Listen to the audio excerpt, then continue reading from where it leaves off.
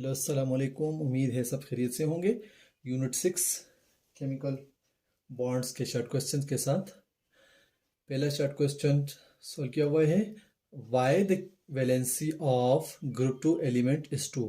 कह रहे हैं कि ग्रुप 2 की वैलेंसी 2 क्यों है। ठीक है, तो इसका आसान सा जवाब है हमारे पास, बहुत ही आसान सा है। बिकॉज क्योंकि उसके जो वैलेंस इलेक्ट्रॉन है यानी जो वैलेंस शेल होता है उसके अंदर दो इलेक्ट्रॉन मौजूद होते हैं। ठीक है, वैलेंस शेल या सबसे आउटर मोस्ट शेल जो होता है उसके अंदर सिर्फ और सिर्फ दो इलेक्ट्रॉन मौजूद होते हैं। ठीक है, एक बात। और दूसरी बात यह है क्योंकि इसके सिर्फ यही दो इलेक्ट्रॉन जो है वो केमिकल बॉन्ड बनाते हैं। ये दो इलेक्ट्रॉन ट्रांसफर करके किसी भी एलिमेंट के साथ, किसी भी एटम के साथ ये बॉन्ड बनाते हैं। तो इस वजह से इनका जो आउटर मोस्ट शेल होता है इनमें दो इलेक्ट्रॉन मौजूद होते हैं। तो because there is only two electron in their outermost shell and group 2 element can only form two chemical bond by giving these two electron by giving these two electron। ठीक है, ये दो इलेक्ट्रॉन जो है ये देते हैं,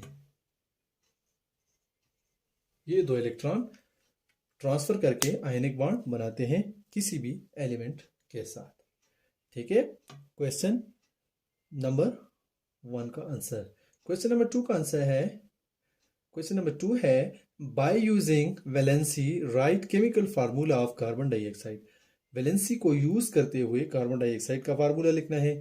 तो वैलेंसी सबसे पहले देखते हैं कि कार्बन की वैलेंसी क्या है और ऑक्सीजन की वैलेंसी क्या है। तो कार्बन की वैलेंसी हमारे पास आती है 4, यानी कार्बन जो है वो 4 बॉन्ड बना सकता है, जबकि ऑक्सीजन की वैलेंसी कितनी है, 2 है। ठीक है, तो उसको हम C2O4 इस फॉर्म में भी लिख सकते हैं या इसको CO2 2 को कॉमन ले लेते हैं। ठीक है, उसको क्रॉस करने के बाद हमारे पास कार्बन डाइऑक्साइड, यानी हमारे पास ये कार्बन डाइऑक्साइड हासिल हो जाता है। तो this is the chemical formula of carbon dioxide by using the valency of these two element. ठीक है, अच्छा जी, अब क्वेश्चन 3 है हमारे पास।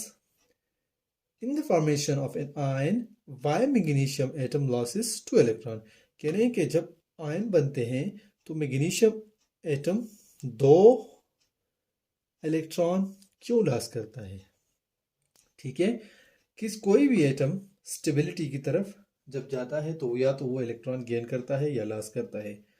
तो जिसके आउटर मोस्ट शेल में 4 इलेक्ट्रॉन या उससे लेस होते हैं तो वो इलेक्ट्रॉन लॉस करके स्टेबल पोजीशन हासिल कर लेते हैं, यानी स्टेबिलिटी पे पहुंच जाते हैं। तो चूंकि इसके आउटर मोस्ट शेल में 2 इलेक्ट्रॉन होते हैं, इसको अपनी स्टेबिलिटी गेन करने के लिए उसके पास दो ऑप्शन होते हैं। या तो ये कि ये बाहर किसी भी एलिमेंट से यानी एटम से 6 इलेक्ट्रॉन ले ले, स्टेबल हो जाए। तो ये तो हो ही नहीं सकता क्योंकि कोई भी एटम 6 इलेक्ट्रॉन देने को तैयार नहीं होता। ठीक है, तो ये क्या कर देता है, इसके आउटर मोस्ट शेल में 2 इलेक्ट्रॉन होते हैं तो ये अपने 2 इलेक्ट्रॉन लॉस करके किसी दूसरे एलिमेंट को, एटम को दे ट्रांसफर कर लेते हैं। ये खुद भी स्टेबल हो जाता है और दूसरे एटम की स्टेबिलिटी में भी रोल ले करता है। ठीक है, तो ये इस वजह से अपने 2 इलेक्ट्रॉन लॉस करता है कि ये स्टेबिलिटी हासिल कर ले। और इस दौरान जब ये 2 इलेक्ट्रॉन दे देता है तो ये क्या बनाता है, एक आयनिक बॉन्ड बना लेता है, यानी बॉन्ड की फॉर्मेशन कर लेते हैं। To gain a stable state and complete their outermost shell magnesium losses 2 electron to form an ionic bond बना लेता है। ठीक है, नंबर 4 है how could you relate the formation of chemical bond with valence electron. कह रहे हैं कि आप वैलेंस इलेक्ट्रॉन की केमिकल बॉन्ड के साथ क्या रिलेशन है, कैसे रिलेट करते हैं। तो इसकी यानी वैलेंस इलेक्ट्रॉन की केमिकल बॉन्ड फॉर्मेशन के साथ बहुत ही स्ट्रांग रिलेशन है, क्योंकि जो केमिकल बॉन्ड फॉर्मेशन होती है उसमें रोल जो होता है, यानी जो इलेक्ट्रॉन यूज होते हैं वो हमेशा वैलेंस इलेक्ट्रॉन, यानी वैलेंस इलेक्ट्रॉन जो होते हैं वही बॉन्ड फॉर्मेशन करते हैं। तो इसलिए इसका इसके साथ रिलेशनशिप है। फिर बताता चलूँ कि जब भी केमिकल बॉन्ड फॉर्मेशन होती है तो वो वैलेंस इलेक्ट्रॉन के दरमियान होती है। वैलेंस इलेक्ट्रॉन एक एटम और दूसरे एटम के न्यूक्लियस के दरमियान बॉन्ड फॉर्मेशन होती है। तो that's why there is a strong relationship between valence electron and formation of chemical bond. Because valence electron involved in the formation of a chemical bond, these valence electron are attracted by positively charged nuclei of other atom. जो दूसरा atom होता है उसको जो positively charge nuclei होता है वो इस इलेक्ट्रॉन को अपनी तरफ अट्रैक्ट करते हैं, तो इस तरह बॉन्ड फॉर्मेशन होती है. तो that's why valence electron have relation with it.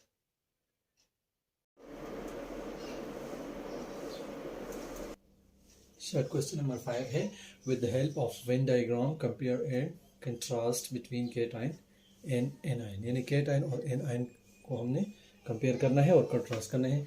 देखिए ये बात ध्यान में रखनी है कि जब तक इनिशियली जो एटम होता है वो न्यूट्रल होता है, मतलब उस पर कोई चार्ज नहीं होता, क्योंकि उसमें number of electron and number of proton जो है वो इक्वल होते हैं. तो जब कभी भी number of electron and proton equal होंगे तो उस पर नेट चार्ज जो है वो जीरो होगा, मतलब उस पर कोई चार्ज नहीं होगा.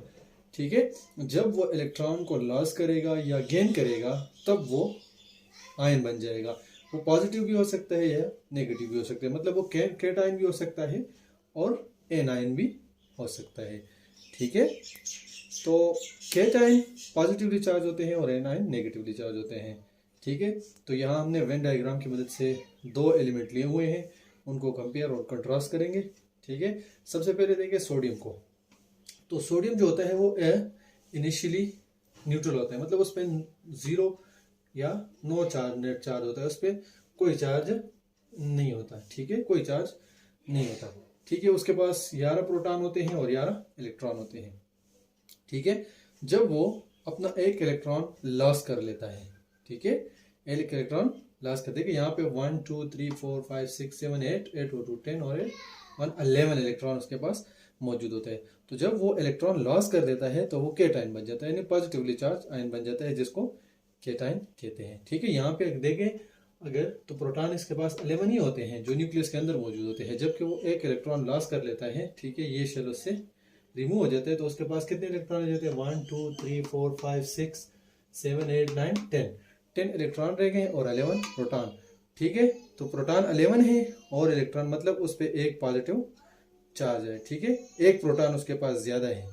ठीक है, तो उस पर नेट चार्ज जो है वो +1 है, तो इसलिए जो आयन बनते हैं उसको केटाइन कहते हैं. ठीक है, सिमिलरली यहाँ पे अगर हम क्लोरीन को देखें तो क्लोरीन एटम के पास नंबर ऑफ प्रोटॉन भी 17 है और नंबर ऑफ इलेक्ट्रॉन भी 17 है. उस वक्त उस पर कोई चार्ज नहीं है, वो क्या है? जीरो चार्ज है. ठीक है, यहाँ पे क्या हुआ, इसने प्रोटॉन लॉस किया तो उस पर पॉजिटिव चार्ज आया, सॉरी इलेक्ट्रॉन लॉस किए तो उस पर पॉजिटिव चार्ज है. यहाँ पे देखिए प्रोटॉन जो है वो 17 है, इलेक्ट्रॉन भी 17 है, यानी इनिशियली जो एटम है वो इलेक्ट्रिकली न्यूट्रल है, उस पर कोई चार्ज नहीं है, इलेक्ट्रिकली न्यूट्रल है. ठीक है, उस पर कोई चार्ज नहीं है. अब यहाँ पे देखिए इसने क्या किया है, एक इलेक्ट्रॉन गेन किया है. ठीक है, जब इलेक्ट्रॉन गेन करता है तो उसके पास नंबर ऑफ इलेक्ट्रॉन जो है वो ज्यादा हो जाते हैं नंबर ऑफ प्रोटॉन से. इसका मतलब है कि उस पर नेगेटिव चार्ज आ जाता है, यानी +-1 जो है वो उस पर चार्ज आ जाता है, यानी -1 चार्ज आ जाता है, क्योंकि वो बाहर से एक इलेक्ट्रॉन ले लेता है.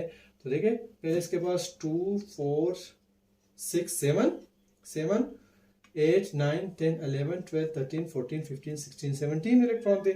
अब यहाँ पे देखिए 1 2 3 4 5 6 7 8 9 10 11 12 13 14 15 16 17 और 18, यानी number of electron 18, number of electron 18 हो गए after addition of one more electron. ठीक है, और नंबर ऑफ प्रोटॉन जो है वो 17 है, तो इसलिए जो आयन बनता है हमारे पास वो एन आयन होता है. तो इसका मतलब है कि जब भी कोई एटम इलेक्ट्रॉन लॉस करता है तो वो पॉजिटिवली चार्ज केटाइन बन जाता है, और जब वो इलेक्ट्रॉन गेन करता है तो उस पर नेगेटिव चार्ज आ जाता है, जिसको एन आयन कहते हैं. क्वेश्चन नंबर 6 है, briefly explain the formation of chemical bond as result of electrostatic forces of attraction between them. कह रहे हैं कि केमिकल बॉन्ड कैसे फॉर्म होती हैं जब उनके दरमियान इलेक्ट्रोस्टैटिक अट्रैक्शन होती है, या इलेक्ट्रोस्टैटिक अट्रैक्शन के रिजल्ट में जो केमिकल बॉन्ड फॉर्म होती है वो कैसे होती है. तो याद रखनी है कि ये वो केमिकल बॉन्ड होते हैं जिसमें पॉजिटिव और नेगेटिव चार्जेस के दरमियान जो बॉन्ड होगी उसको electrostatic force of attraction chemical bond कहते हैं, ठीक है, या इलेक्ट्रोस्टैटिक फोर्सेस ऑफ अट्रैक्शन कहेंगे, ठीक है। तो it is a chemical bond form by attraction of electron and positively charge nuclei. देखिए इलेक्ट्रॉन पे नेगेटिव चार्ज होते हैं, जिस तरह मैंने कहा कि ये पॉजिटिव और नेगेटिव चार्ज के दरमियान होती है। तो जो हमारे पास इलेक्ट्रॉन आते हैं उस पर नेगेटिव चार्ज होता है, और प्रोटॉन जो न्यूक्लियस के अंदर मौजूद होता है, जिसकी वजह से जो न्यूक्लियर का चार्ज होता है वो पॉजिटिव होता है। तो इसलिए पॉजिटिव और नेगेटिव चार्ज के दरमियान जो बॉन्ड बनती है इसको इलेक्ट्रोस्टैटिक फोर्सेस ऑफ अट्रैक्शन कहेंगे, ठीक है। अब इस बॉन्ड की फॉर्मेशन कैसे होगी, जरा प्रोसेस पढ़ लेते हैं। Electron have a negative charge and nuclear have positive charge. Electron negative और nuclear positive charge. Nucleus of one atom attract the electron of other atom. एक न्यूक्लियस पे पॉजिटिव चार्ज होता है, वो जो उसके पास दूसरा इलेक्ट्रॉन मौजूद होता है, दूसरा एटम मौजूद होता है, ठीक है, उसके इलेक्ट्रॉन को अपनी तरफ अट्रैक्ट करते हैं। When atom come close to, जब एटम नज़दीक आते हैं तो उनके दरमियान जो डिस्टेंस है, जैसे जैसे डिस्टेंस कम होता है तो उनके दरमियान जो फोर्सेज हैं, ठीक है, अट्रैक्टिव फोर्सेज है या रिपल्स, जो पॉजिटिव चार्ज होंगे वो एक दूसरे को रिपेल करेंगे, जो नेगेटिव चार्ज होंगे और नेगेटिव और पॉजिटिव चार्ज होंगे यानी सेम चार्जेस जो है वो एक दूसरे को रिपेल करेंगे और अपोजिट चार्जेस एक दूसरे को अट्रैक्ट करेंगे, ठीक है। So when atoms come close to each other, both attractive and repulsive forces increases as the distance between them decreases. Electrostatic attraction hold the two atom together. वो क्या करते हैं, दो एटम को एक दूसरे के साथ जोड़ के रखते हैं।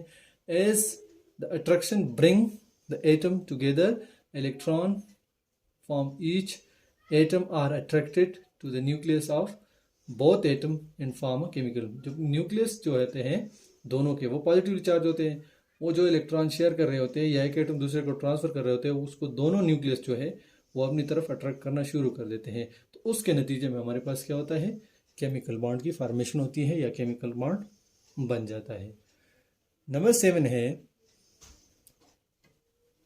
How are hydrogen ion and oxygen ion different from each other. यानी हाइड्रोजन और ऑक्सीजन आयन एक दूसरे से कैसे डिफ्रेंशिएट करते हैं या कैसे मुख्तलिफ होते हैं। तो हाइड्रोजन आयन और ऑक्सीजन आयन इस तरह डिफ्रेंशिएट करते हैं कि जो हाइड्रोजन आयन होते हैं वो पॉजिटिवली चार्ज होते हैं, वो वन इलेक्ट्रॉन लॉस करके पॉजिटिव आयन बनाते हैं जिसको केटायन कहते हैं।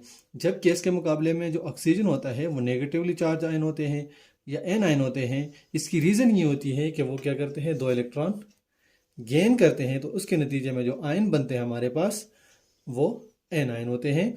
तो hydrogen ion is a positively charge ion as it losses one electron and also called as cation. इसको केटायन कहा जाता है।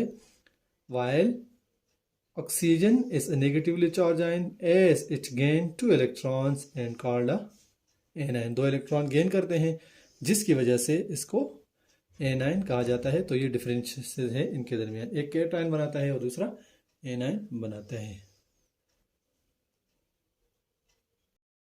पहला क्वेश्चन है हमारे पास, write the step for writing a chemical formula illustrate with the example with few example. कह रहे हैं कि कौन सा स्टेप है, क्या स्टेप है जिससे केमिकल फार्मूला राइट अप किया जाता है। इनको मिसालों के साथ या एग्जाम्पल के साथ हमने एक्सप्लेन करना है, लिखना है, ठीक है। तो चलते हैं इसके क्वेश्चन आंसर देखते हैं। क्वेश्चन नंबर 1 का आंसर हमारे पास ये है, step for writing chemical formula, ठीक है। ये हमारे स्टेप है। सबसे पहले हमने क्या करना है, write down the symbol of element, यानी जो एलिमेंट्स फार्मूले के अंदर है शामिल है सबसे पहले उनके सिंबल लिख लेने हैं। अबाउ ईच सिंबल राइट, उसके ऊपर उसकी वैलेंसी लिखनी है, मतलब वो कितने इलेक्ट्रॉन दे सकता है और कितने गेन कर सकता है या लॉस कर सकता है। Cross the valency of both atom, दोनों की वैलेंसी को एक दूसरे के साथ क्रॉस करवाना है। नंबर 4 स्टेप है, if the valency can be simplified divided them by least valency, अगर इसको डिवाइड कर सकते हैं तो वो भी कर लेना है, ठीक है। राइट द केमिकल, उसके बाद उसका केमिकल फार्मूला आखिर में लिख लेना है। ये तो उसके स्टेप्स आ गए यहाँ से यहाँ तक, ठीक है। अब पार्ट 2 है, इनको मिसालों के साथ लिखना है।